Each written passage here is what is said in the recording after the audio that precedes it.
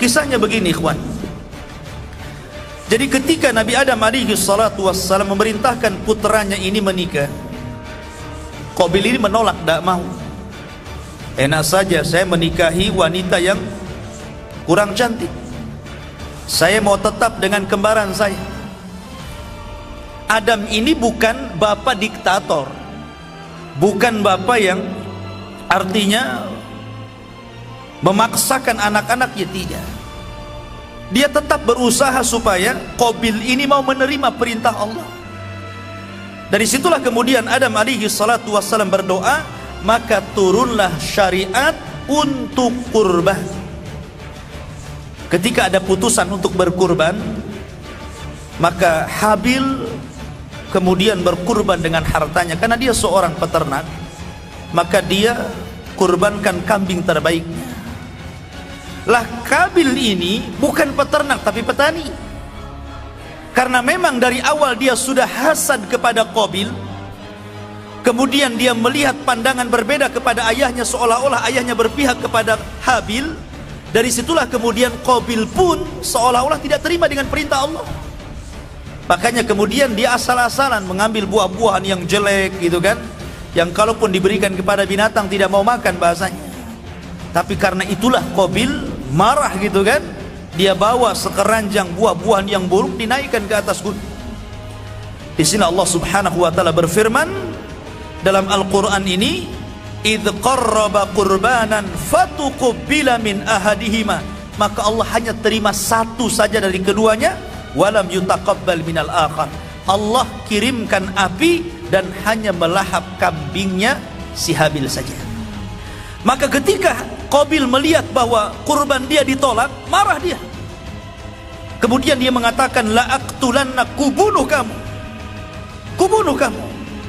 Maka kemudian Habil hanya mengatakan, qala innama yataqabbalullahu minal muttaqin. Dia nasihatkan kepada adiknya, sesungguhnya Allah itu hanya menerima dari hamba-hambanya yang bertakwa.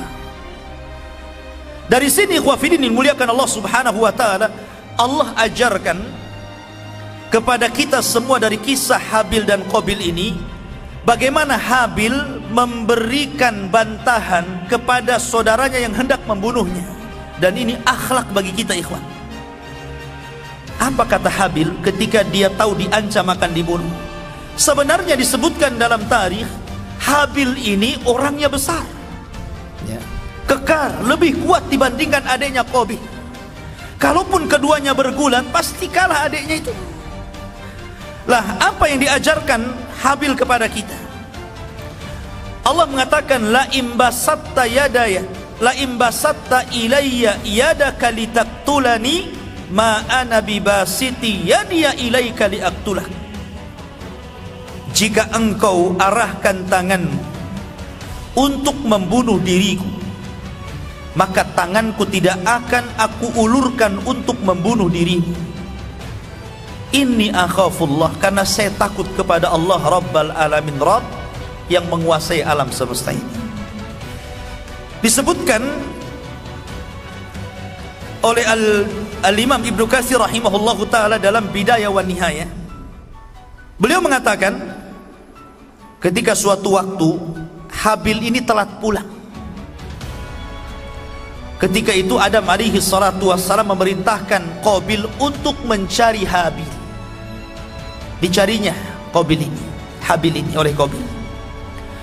Rupanya setelah dia mencarinya itu, dia melihat abangnya sedang tertidur. Maka dia ambil batu, kemudian batu besar dibenturkan di kepalanya. Meninggallah Habil ini.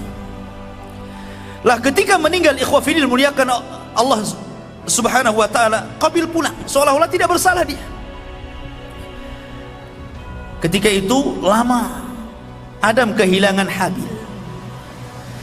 Akhirnya Qabil itu mulai diliputi rasa takut dan menyesal. Kemudian dia pun pergi meninggalkan Adam alaihi salatu wassalam. Dia ambil lagi jasad Habil, kemudian dia bawa ke sana kemari. Ada yang mengatakan dalam sebuah riwayat sampai bertahun-tahun. Artinya Allah Subhanahu wa ta'ala rawat jasad Habil, tidak musnah di makan tanah itu kan, bertahun-tahun bingung dia harus diapakan jasad ini. Sampai pada suatu waktu akhirnya kemudian Allah Subhanahu wa taala mengutus ghuraban, fa ba'atsallahu ghuraban. Maka Allah Subhanahu wa taala kirimkan burung gurab, burung gagak. Ketika itu gagak ini sedang ngorek-ngorek tanah dengan kakinya. Dari situlah kemudian terinspirasi si Qabil ini untuk menguburkan Habil. Dari situlah kemudian Qabil menguburkan Habil, dan belakangan Adam tahu. Lah kemudian Adam alaihi salatu wassalam pun dicabut nyawanya, dan dialah Nabi yang pertama yang wafat di permukaan bumi. Lah ketika Adam alaihi salatu wassalam wafat, maka mulailah beranak pinak keturunannya yang ada di bukit, dan Habil pun beranak pinak keturunannya yang ada di lembah.